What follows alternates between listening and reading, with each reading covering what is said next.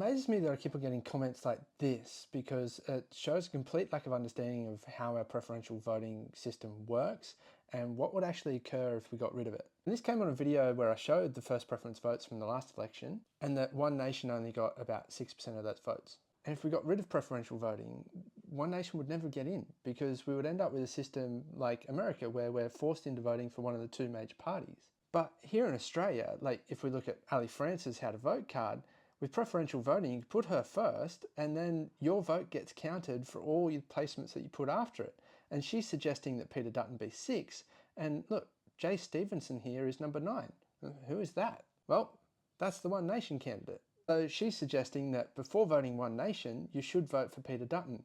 But it's your choice where those preferences go. So you can number all these however you want in the order that you want. And one of the benefits to this is when your first choice gets a big amount of votes, they get payment for those votes. And they're eligible for that when they receive over 4% of that first preference vote. So a party like One Nation with 991,000 votes would have received over $3.4 million.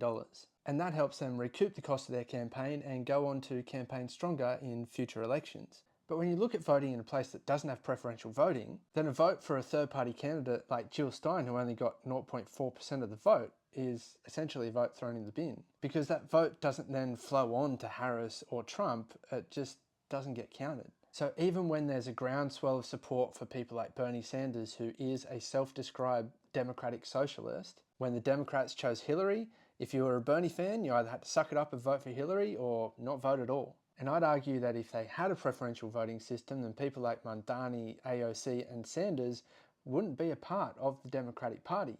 They would be the Democratic Socialist Party.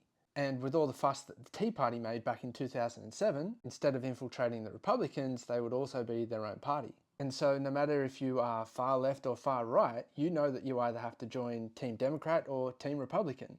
And with people like the Tea Party, they've basically infiltrated the Republicans and moved them away from the Reagan Republicans and have this mob in running things from behind the scenes. So no, we shouldn't get rid of preferential voting, and yes, we should teach more civics in school.